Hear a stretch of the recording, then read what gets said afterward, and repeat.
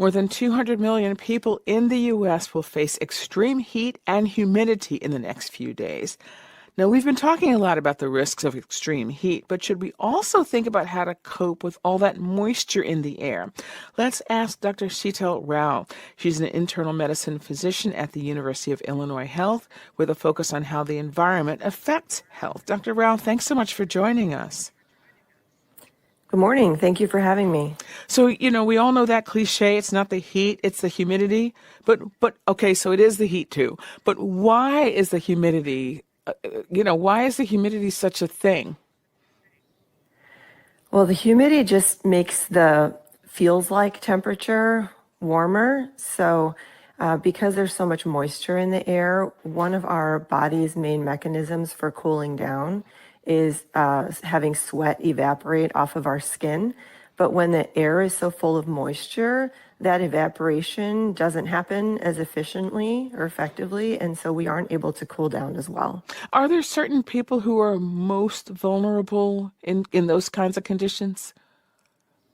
Absolutely. The people that are the most vulnerable to heat, and more so when it's humid, are the extremes of age, so the very young and our seniors, pregnant women, and then it all comes down to exertion level. So even a regular, a healthy person who's out working very hard in the heat and humidity would be vulnerable. And then, of course, people who are outdoors more for their job, or people who are unhoused. And then certain medications as well can make people more vulnerable to the heat and humidity. Well, that's definitely something people need to keep track of. So are there any kind of myths about dealing with humidity that you want to correct, or any common mistakes that you see that you would like to correct?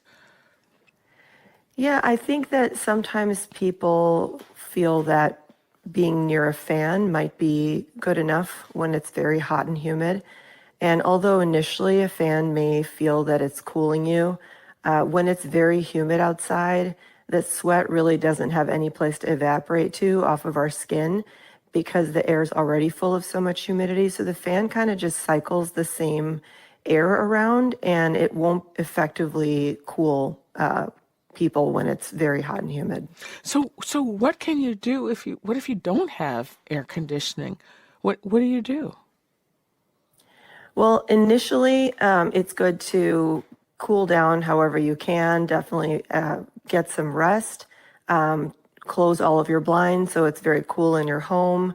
Hydrate, wear loose-fitting clothing, and take a lot of breaks. But at some point when it gets very hot, air conditioning is likely the only intervention that's going to help you feel cool.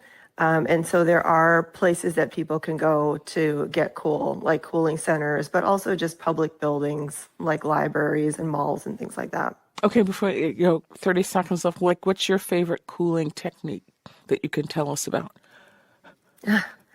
We like to freeze grapes at our house. We like to have frozen fruit and foods like that, and cold drinks. That sounds excellent. Ice cream, does ice cream count does melted ice cream count as a cool drink? Asking for a friend. Sure. Okay. Sure. Why not? That's Dr. Sheetal Rao at the University of Illinois Health. Dr. Rao, thanks so much for joining us. Thank you for having me.